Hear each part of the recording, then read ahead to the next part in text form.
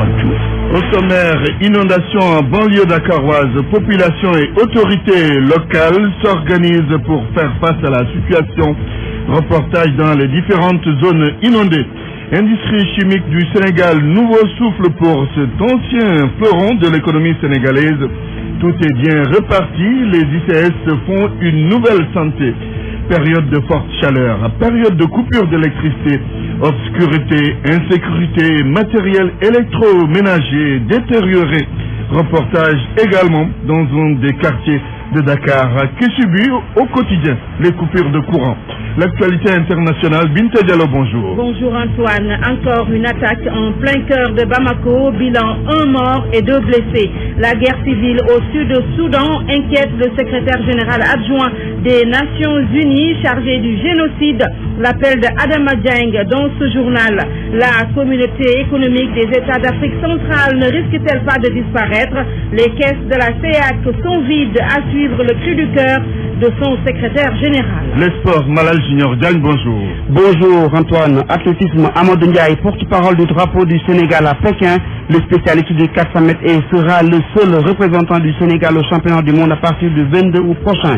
Basketball, Saint-Louis sur le toit du basketball national chez les filles. Après la double qualification en finale du championnat de Saint-Louis Basket Club et de l'Université Gaston Berger, les responsables du basketball Saint-Louis demandent aux autorités de les assister davantage. Nous parlerons également de la cérémonie de remise du drapeau national au Lion du basket. Gorgui Fidien et sa bande sont actuellement reçus par le ministre des Sports, Marc Tarba. Et puis point de vue sur les comportements des conducteurs sur les routes. Rendez-vous vers 12h30. Bienvenue à toutes et à tous. Antoine Diouf. Drame au quartier Yoff, virage, un homme d'origine française et diamantaire de profession, du nom de Sanchez Emmanuel, a été tué ce matin, ce matin son épouse du nom de Fama Diop avant de se donner la mort. Les gendarmes enquêteurs sont sur place, mais pour l'instant on ignore les raisons du mobile de ce crime. Le couple a laissé derrière lui 2 jeunes enfants. Nous y reviendrons. Sur la route de Khombol, un camion a tué 2 adolescents. Les faits se sont produits cette nuit. Le chauffeur de taxi Ousseynou Diop est toujours en garde à vue au commissariat central de Dakar. Il a été arrêté hier par la section accident du commissariat central. L'homme fait partie des conducteurs de véhicules qui avaient emprunté la passerelle piétonne du rond-point de Cambérène après les fortes pluies de dimanche dernier. D'autres chauffeurs sont donc en train d'être recherchés par la police. Nous y reviendrons également. Sur RFM au moins, on a des informations sûres et utiles. RFM, la radio de toute l'actualité. Le départ du général Babacar Gaye de la MINUSCA a été demandé et obtenu par le secrétaire général de l'ONU Ban Ki-moon. Cet officier supérieur sénégalais a été perdu par des accusations d'abus sexuels sur des mineurs en Centrafrique, viol commis par des casques bleus.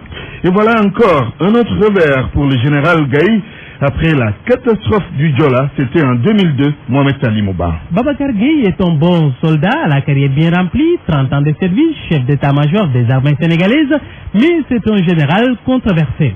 L'ex-patron de la MINUSCA, emporté par des accusations d'abus sexuels sur des enfants commis par les casques bleus en Centrafrique, n'en est pas ses premiers déboires. Partout où il est passé, il a laissé des traces et pas que de bons souvenirs. L'affaire la plus malheureuse dans laquelle sa responsabilité a été engagée reste bien sûr celle du Diola, du nom de ce ferry sénégalais qui a sombré en 2002 au large de la Gambie, au moins 1800 morts. À l'époque, on avait parlé de négligence dans l'exploitation du navire, de négligence aussi dans la gestion des secours. Les poursuites contre le général Gaye avaient été réclamées par les familles des victimes, sans succès, mais en France, un mandat d'arrêt international a été émis contre lui et les ministres qui étaient dans la chaîne de commandement. Pour lui, le mandat est toujours en vigueur. En Syrie, où il a commandé les troupes de l'ONU, le général n'a pas eu meilleur sort. Son convoi a essuyé des tirs. Selon des analystes, la réaction n'a pas été à la hauteur de l'agression. Les populations sur place n'ont guère été mieux protégées.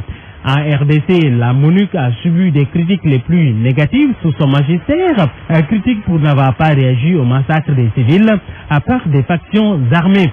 Son départ aurait favorisé un redéploiement des forces onusiennes permettant de réduire efficacement l'influence des groupes armés en RDC. Mohamed Salimouba, parlons maintenant des inondations en banlieue dakaroise. Les populations et les autorités locales sont en train de s'organiser pour faire mieux face à la situation.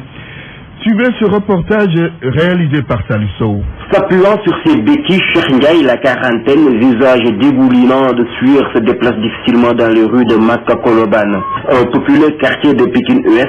Ici, les flaques d'eau ont fini de faire partie du décor. Ce sont là les séquelles des dernières fortes pluies. Même les personnes valides ont des fois des difficultés. À forte raison, les personnes handicapées. Parfois, tu veux accéder dans un endroit où il y a un tas d'eau. Ces endroits-là, on les appelle points bas. À Grand Carré 3, le des inondables quartiers de Guinaw-Rail Sud, il y en a plusieurs, constate impuissamment Amadine Diagne. Je pense qu'il y a des points noirs où il reste un peu d'eau, mais il y a des points qui ont été dégagés. Donc aussi il y a la municipalité qui a consenti des efforts par rapport à cela. La municipalité, justement, elle s'est organisée. La mairie a canalisé les administrés. Tous sont impliqués dans la lutte contre les inondations. Détermination en bandoulière, armée des camions hydrocureurs et de motopompes. La commune s'est presque tirée des eaux pluviales. Néanmoins, le dispositif est maintenu, rassure le maire de Guinaw-Rail Sud, Abdoulaye Diop. Nous avons des comités de gestion des inondations. Maintenant, dans ce quartier, il y a un président de comité. Ils sont en train vraiment de faire ce suivi-là. Un suivi aussi fait par l'État. Une réunion d'évaluation des dernières fortes pluies se tient aujourd'hui à la préfecture de Pékin. Les manquements du système de drainage des eaux pluviales sont au cœur des échanges. Salissou, Pékin, Radio Futur Média. RFM, fréquence en modulation, 94.0, la radio en puissance. Antoine Chouf. Les industries chimiques du Sénégal sont véritablement dans une phase de relance après que les partenaires indonésiens ont injecté 100 milliards de francs CFA. La production a correctement repris dans bon nombre de services. Elle est devenue plus importante. Des milliers de jeunes prennent d'assaut les ICS à la recherche d'emploi.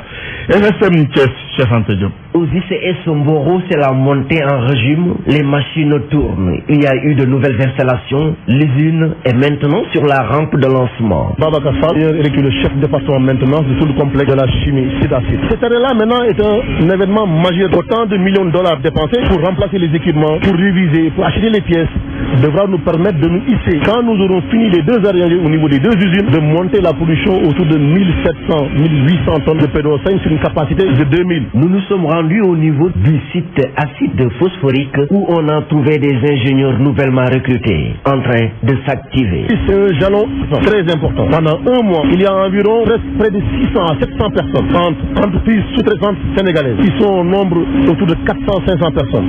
Plus de personnel ICS. Aidé en cela par du personnel expatrié qui est là. C'est la synergie de tous les travailleurs qui a conduit à identifier le mal.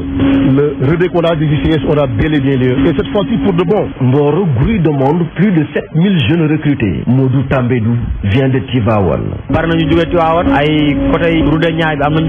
Ces jeunes que vous voyez là-bas, la plupart viennent de Tivaouane, la route des Niayes, Ngadiaga, pour vous dire que les ICS sont en train d'aider les jeunes de la localité. Après une longue traversée du désert, avec à la clé beaucoup de pertes d'emploi, les ICS maintenant ont effectivement repris du service. RFM Thiès, Cheikh Anta Diop. Les travailleurs de la SNOR partagés entre déception et inquiétude, ils parlent d'un statu quo depuis que l'État a annoncé la désignation d'un autre repreneur. Ces travailleurs demandent aux autorités de faire vite. Le délégué du personnel de SNOR, Mordiaou, au téléphone d'El-Haj Ndiogoudine. La situation n'est pas bougée du tout. Mais tous les secrétaires généraux réunis, nous sommes dans une situation de déclaration. Actuellement, les secrétaires généraux des unités industrielles de Kaolack, de Ziguinchor et le siège de Dakar, et l'usine de Dakar, les secrétaires généraux doivent tenir respectivement des assemblées générales. Et à partir de ce moment, nous devons prendre un plan de communication. Mais vu la situation, nous souhaitons que l'État nous reprenne et nous donne un nouveau repreneur. Parce que nous pensons qu'Abba-Sador ne peut plus aller.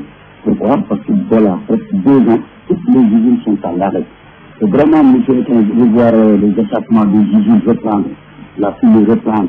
Bon, l'odeur de graines grillées reprenne. Nous souhaitons que le vigile reprenne. C'est tout ce que nous demandons à l'État à l'aise. 12h11, vous suivez le grand journal sur RFM. Pour moi, RFM, c'est la radio de la réactivité. RFM, partout, tout le temps. La convergence des jeunes républicains de Louga est fâchée contre le ministre de la Jeunesse. La COJER reproche à Mame Mbaye Niang de ne l'avoir pas associé à sa visite. Les jeunes républicains lui demandent de rectifier, sinon sa tournée dans Ndiambour risque d'être perturbée. Correspondance d'Abdoulaye Sambou. Ils ne sont pas contents, et pas du tout. Les jeunes de la COJER de Louga, la convergence des jeunes républicains du Ndiambour, qui se dit exclu de la visite du ministre de la Jeunesse à Louga. Ces jeunes sont très remontés contre le ministre Mame Mbaye Niang, qui n'a pas daigné les associer dans l'organisation de sa venue, encore moins les recevoir. Cheikh Amala Ndiaye, président de la commission scientifique de la COJER de Louga, et leur porte-parole. La jeunesse républicaine de Louga n'a pas été associée de la journée internationale de la jeunesse organisé par le ministre Mame Mbaye Niang ici à Louga. Il a reçu les femmes, il a reçu les arabisans, mais il n'a pas reçu la jeunesse républicaine de Louga, qui est porteur de la vision du président de la République dans la politique de la jeunesse ici au sein. Effectivement, c'est un ministre de la République. Il n'est pas venu ici pour la COJER, mais la COJER aussi n'est pas une partie de la jeunesse entièrement à part. Nous sommes partis de la République, nous sommes partis de la jeunesse lougatoise. Donc, si on doit organiser quelque chose pour la jeunesse lougatoise, la COJER doit être associée, parce que la politique du président de la République pour la jeunesse est portée par la COJER ici à Louga. Donc, nous voyons comment on peut organiser quelque chose pour la jeunesse lougatoise sans associer la COJER. Il demande au ministre de la Jeunesse de rectifier le tir, sinon ils vont perturber le reste de son séjour dans la région. Si le ministre ne rectifie pas le tir, parce que nous, jeunesse républicaine ici à Louga, nous considérons ça comme de la provocation. Si le ministre ne rectifie pas le tir, le reste de son séjour ici à Louga risque de se passer très mal. Ces jeunes accusent d'ailleurs Mame Mbaye Niang de n'avoir aucune convergence des jeunes républicains. Abdoulaye Sambou Louga, Radio Futur Média. Le courant, un luxe dans certains quartiers de Dakar ces temps-ci. C'est le cas des SICAP Liberté où les coupures sont très fréquentes. Les populations se plaignent, c'est l'obscurité et l'insécurité, sans compter les pertes de matériel électroménager.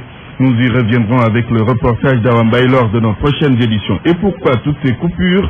La Sénélec fait savoir que la chaleur et la pluie sont à l'origine, mais des dispositions sont prises pour faire face à la situation. Les explications du directeur commercial et de la communication, Moussa Gueye, propos recueillis donc par El Hadj Nogoudienne. On est passé dans la période de chaleur depuis le mois de juin, juillet.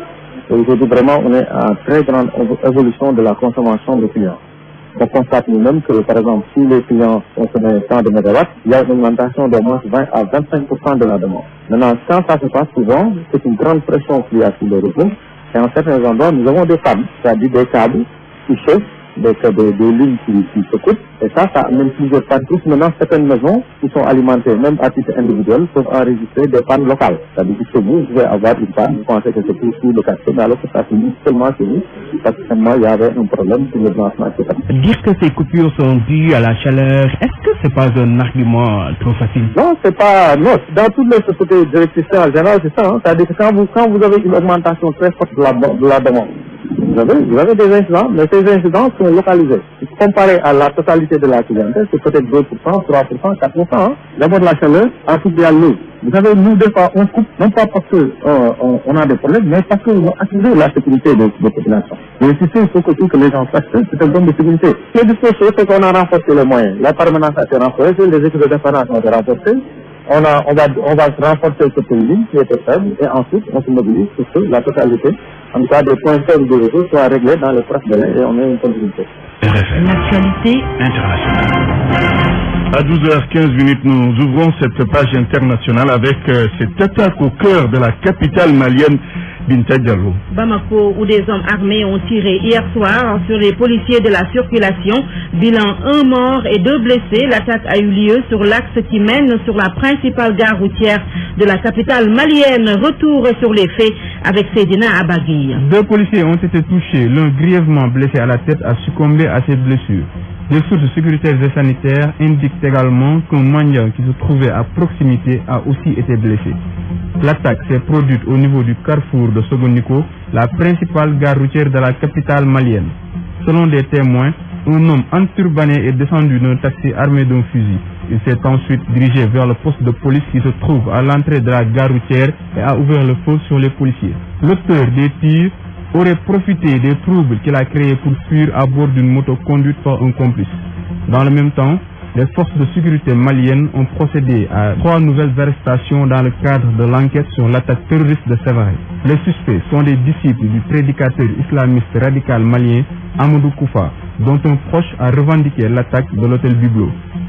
Un plan de la ville de Sévaré avec un point noir sur l'hôtel aurait été retrouvé sur eux. Guinée-Binta, ouverture du dépôt des candidatures pour la présidentielle d'octobre. Et c'est parti depuis hier jusqu'au 1er septembre prochain. Pour participer à la présidentielle en Guinée, tout candidat devra débourser 80 millions de francs CFA, une enveloppe qui passe du simple au double. L'appel du secrétaire général adjoint des Nations Unies, chargé du génocide sur la guerre civile qui semble s'installer au Soudan Sud. Depuis 3 ans, Antoine, ce conflit est oublié du monde. Abda Adama Dieng, secrétaire général adjoint des Nations Unies, chargé du génocide, lance un cri du cœur pour éviter un génocide. Synthèse du document avec Alassane Samba Diop. Exécution extrajudiciaire, viol collectif, actes de torture, détention arbitraire, pillage, déplacement de force des populations, voilà quelques douleurs profondes que vivent les populations au sud du Soudan. Un cri du cœur d'Adama Dieng, le secrétaire général des Nations Unies chargé du génocide. Selon lui, les forces alliées aux principales parties au conflit au sud du Soudan, le président Salva Kiir et Riek Machar, sèment la terreur dans ce pays. Une impunité qui s'est durablement installée avec le silence coupable de la fameuse communauté internationale. Voilà 3 ans que le sud du Soudan est oublié du monde. Des négociations ont été entamées sans aucun résultat. Ça semble impuissante. Loin des caméras du monde, les Sud-Soudanais se tuent en vase clos. Selon Adama Dieng, l'Union africaine doit prendre ses responsabilités. Elle portera devant l'histoire le génocide qui se prépare. La communauté économique des États de l'Afrique centrale dans des difficultés financières. C'est parce que les États membres ne cotisent pas, les caisses de la CEAC sont vides. L'appel du secrétaire général de la communauté économique des États d'Afrique centrale, le Tchadien Ahmad Alami. Nous retrouvons à Libreville notre correspondant Yves-Antonio Ogula. Sur les 10 pays que compte la CEAC, seuls le Congo, le Gabon et le Tchad sont à jour des cotisations. Les autres pays ne versent plus leurs cotisations et ne payent pas les arriérés. Cela entraîne un lourd fardeau des arriérés qui s'élève à 31 milliards de francs CFA. Cette crise financière affecte considérablement les activités de la communauté économique des États de l'Afrique centrale qui est en récession. Le secrétaire général de l'institution, en réunion avec les ambassadeurs au siège de Libreville, a donc décidé, entre autres, de réduire les dépenses de fonctionnement, de suspendre les missions, sauf celles qui sont prioritaires. Autre mesure prise en cette période de vache maigre, la suspension de l'assurance maladie des ayants droit du pays du siège de la communauté et la suspension des avances sur salaire. Pour sauver la CEAC, les diplomates invitent les gouvernements d'Angola, du Burundi, du Cameroun, de la Centrafrique, de la République démocratique du Congo, de la Guinée équatoriale et de Sao Tomé et Principe à payer urgemment leurs arriérés et cotisations. Yves-Antonio Ogula, Libreville, RFM. Et voilà qui met fin à cette page internationale, Antoine Dioufin. Merci Binta Diallo. Parole aux auditeurs. L'actualité, qu'en pensez-vous? Moi, je pense que vous devez Réagissez dans nos éditions d'information sur l'actualité. Bonjour. Oui, bienvenue sur cette antenne de RFM. Du lundi au vendredi, vous avez la parole sur RFM. Point de vue aujourd'hui sur les comportements des conducteurs sur les routes. On en parlera dans quelques minutes. RFM. La page des sports, c'est avec Malal Junior gagne le basket. Les Lions du Sénégal reçoivent le drapeau national du ministre des Sports. C'est depuis 12 heures au salon d'honneur du stade Léopold Sédar Senghor, les 12 Lions retenus par Chersa pour défendre les couleurs du Sénégal à l'Afrobasket Tunisie 2015 vont quitter Dakar demain pour l'Espagne pour participer à un tournoi Santander avant de rallier Tunisie pour cette compétition. Les amateurs de la balle orange, ceux qui ont suivi la préparation de l'équipe nationale du Sénégal, mais également le tournoi international de Dakar, sont prononcés sur la liste des joueurs retenus par Chersa sur les cannes. la liste des 12 lions retenus pour l'Afro-Basket 2015, pas de grosse surprise, selon les férus du basketball. Bakary Koli, un jeune homme qui n'a jamais raté les séances d'entraînement des lions, en témoigne. Je m'attendais à cette liste-là. Parce que le coach il a pris les meilleurs, pour moi il a pris les meilleurs. Du côté des pratiquants, les meilleurs ont été pris. Des propos de Mahmoud El Sow, joueur de l'US Ouakam. À première vue, c'est une excellente équipe. On a de bons ailiers, de bons meneurs. Sur le plan intérieur aussi, on a des gars, on a un grand de 2,15 m. Donc bon, je suis vraiment très optimiste par rapport à ce que bien que le tournoi international de Dakar permet de rester optimiste, selon un joueur du Dakar University Club, Adam Allo. J'ai confiance parce que bon, je connais pratiquement toute l'équipe, donc je sais qu'ils peuvent apporter beaucoup de choses pendant l'Afro-Basket. Je suis sûr et certain qu'on va jouer la finale, Inch'Allah. Au supporter de l'équipe nationale, Patambang, il mise sur Gorgui Sidjan. Donc sur le plan jeu, donc comme le joueur comme Gorgui Sidjan, donc c'est un grand joueur. Lui individuellement, il peut faire la différence. Cependant, tout n'est pas rose, selon Ibrahim Dian. Il estime qu'il faut éviter les pertes de balles. C'est ça la clé d'un match, surtout au niveau international. Il faut amoindrir les pertes de balles. Bon, c'est collectif, et bon, ça ira quoi. Avec le soutien du peuple, bon, ça ira, Inch'Allah. Amateurs et pratiquants du basketball sénégalais, tous restent optimistes pour l'Afro-Basket. Les séances d'entraînement des Lions suivies et la prestation des joueurs lors du tournoi international de Dakar leur donnent confiance. Le basket toujours, Saint-Louis domine le championnat national et Malal Junior Diagne est tout content. De la tête aux pieds, les équipes saint-louisiennes ont raflé tout en championnat et résultat en finale. Saint-Louis Basket Club aura en face l'université Gaston Berger de Saint-Louis, une qualification saluée par les responsables du comité régional de développement du basket à Saint-Louis. Toutefois, ces derniers invitent les autorités à mettre beaucoup plus de moyens pour accompagner la formation des jeunes dans les centres de formation. Mansour Diop est le secrétaire général du comité régional de gestion du basket. Il est avec RFM. Ça résulte du travail bien fait des responsables de Saint-Louis. À Saint-Louis, les écoles de basket sont sur l'horizon. On a tous les championnats de petites catégories. Benjamin, minime, on joue tous les week-ends, tous les mercredis, on joue à Saint-Louis, les championnats. Les centres de formation sont éparpillés un peu partout au niveau de Saint-Louis. C'est un travail de longue haleine qui vient de porter les semences viennent de porter le fruit. Les autorités qui doivent réagir à ce message-là que le basket saint-louisien vient de les lancer. Il est inadmissible. Le terrain des délégués n'est plus praticable. Or que les équipes de Saint-Louis jouent les grandes au niveau de toutes les catégories, au niveau des seniors, filles et garçons, l'IGB et le Saint-Louis Basket font de très bons résultats. La raison, la finale du championnat va se jouer entre Saint-Louis Basket Club et IGB. La finale aura lieu immanquablement à Dakar. C'est un montre pour les autorités qui doivent réagir. Les ressources humaines existent à Saint-Louis, mais ce sont les autorités qui ne nous accompagnent pas. Ils doivent réagir pour que Saint-Louis mérite d'avoir une salle aux normes africaines, aux normes internationales. Donc, Saint-Louis va être champion du Sénégal en filles. Donc, la Coupe d'Afrique devait normalement se jouer à Saint-Louis. Avant cette date-là, je pense que les autorités vont saisir la balle au rebond pour nous doter d'une salle digne de ce nom. L'athlétisme Malal Junior Diagne, championnat du monde à Pékin. Amadou Ndiaye, seul représentant du Sénégal. Le spécialiste du 400 mètres et sera le seul représentant du Sénégal à ce championnat du monde prévu du 22 au 30 août prochain à Pékin. Il est donc l'unique espoir de médaille pour la Fédération sénégalaise d'athlétisme. Comment expliquer une telle situation? Le directeur technique national Amadou Diouf a tenté de répondre à cette question. Pour le championnat du monde, il y a l'athlète Amadou Ndiaye qui va se déplacer, qui fait le 400 mètres et je pense qu'il avait gagné le meeting de Dakar. Dans les conditions de préparation, c'est lui qui va se déplacer.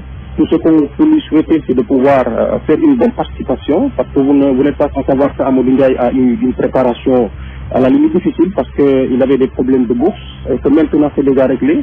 Maintenant il est dans les conditions sur le plan psychologique de pouvoir être stable par rapport à ses performances. Je crois que c'est lui qui va participer au championnat du monde et représenter le Sénégal.